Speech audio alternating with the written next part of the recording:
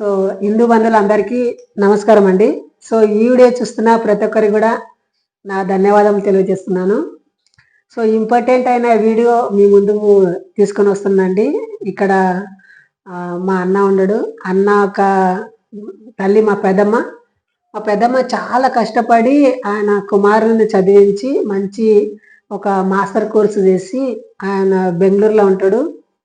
So ఈ మధ్య ఏం చేసిండ్రంటే ఈ మత మార్పిడి ముఠాలు ఎవరైతే ఉండారంటే వాళ్ళు ఏం చేశారంటే ఇల్లు తిరిగి గ్రామాలు తిరిగి బైబిల్ పంచి సువార్త చేస్తుంటారు కదా. అట్లా ఈ మాకు మంచి కుటుంబం ఇప్పటికైతే కూడా బాగానే ఉంది, ఏమీ ప్రాబ్లం లేదు. అన్ని ఒక మన దేవుళ్ళు మనకు చాలా మంచిగా పెట్టిండ్రు. కాకపోతే ఈ క్రైస్తవులు ఎవరైతే పాస్టర్ ఉంటారు కదా, వీళ్ళు ఏం చేశారంటే ఈ అన్న దగ్గర పెద్దమ్మ దగ్గర వచ్చి మీరు యేసుక్రీస్తుని నమ్ముకునండి, మళ్ళా పరలోకం దొరుకుతుంది అంటని చెప్పారు. ఆ మాటకు అన్న అనేటతని ఆయన ఒప్పుకొని యేసుక్రీస్తు నమ్ముకున్నాడు. కానీ పెద్దమ్మ మాత్రము నేను పోను, మన హిందూ దేవుళ్ళ గొప్పది, మన మతమే గొప్పది, నేను పోను అంటానని చెప్తున్నది. సో ఆ విషయమే కొంచెం పెద్దమ్మని అడుగుతా. దయచేసి మీరు ఈ వీడియోని మాత్రం ఎక్కడ కూడా స్కిప్ చేయకుండా చూడండి, ఫస్ట్ నుండి లాస్ట్ వరకు చూడండి. అలాగే మీరు కొత్తగా చూస్తే లైక్ చేసి సబ్స్క్రైబ్ చేయండి. సో పెద్దమ్మ, సో వ్యూవర్స్ ఏమనుకుంటారంటే ఎట్లా మన ఇంటికి ఎప్పుడైతే పాస్టర్లు వచ్చిండ్రో అన్న ఎప్పుడు మారిండు కిరిసెనట్లో ఎన్ని సంవత్సరాలు అవుతుంది? ఒక నెల ఆయనేమో జగ్గితే నెల అయితే మొన్న వచ్చినప్పుడే తెచ్చిండు. నెల 2 నెలల గింతే శుద్ధి చూడు చాలా దినలు అయిలే. సో నెలనైందంట.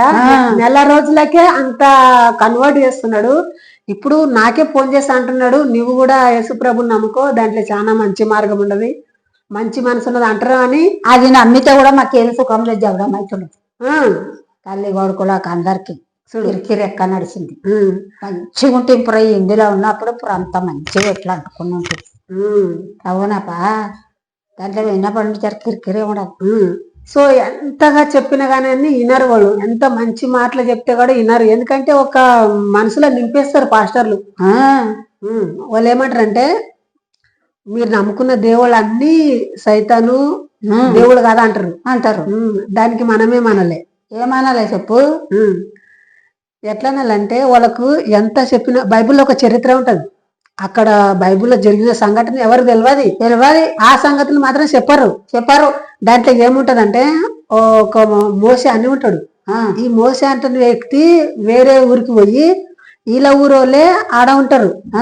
వాళ్ళకి ఏం చెప్తాడు, అరే ఈడు వెనక్కి పని చేస్తారా, నా ఎంట రారి, మీకు పాలు తేనెలు ప్రవచించే ఊరుని చూపిస్తాను అంటాడు. వాళ్ళని దొలుకొని వస్తాడు.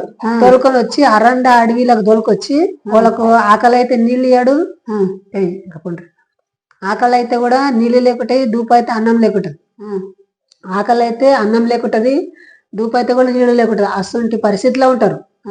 సో ఒక పోయేటప్పుడు ఏమని తొలకపోయి వాళ్ళకు, మీకు మంచి దేశం ఇస్తాను తొలకపోయి కదా. ఇప్పుడు అరండ అడవిలకు దొలకొచ్చినప్పుడు వాళ్ళ బాధ్యత వీళ్ళు చూడలే కదా. చూడాలి. అరే ఒక మనిషిని నేను దొలుకొని వచ్చినా వీళ్ళకి అన్నము నీళ్ళు అన్ని చూడలే కదా.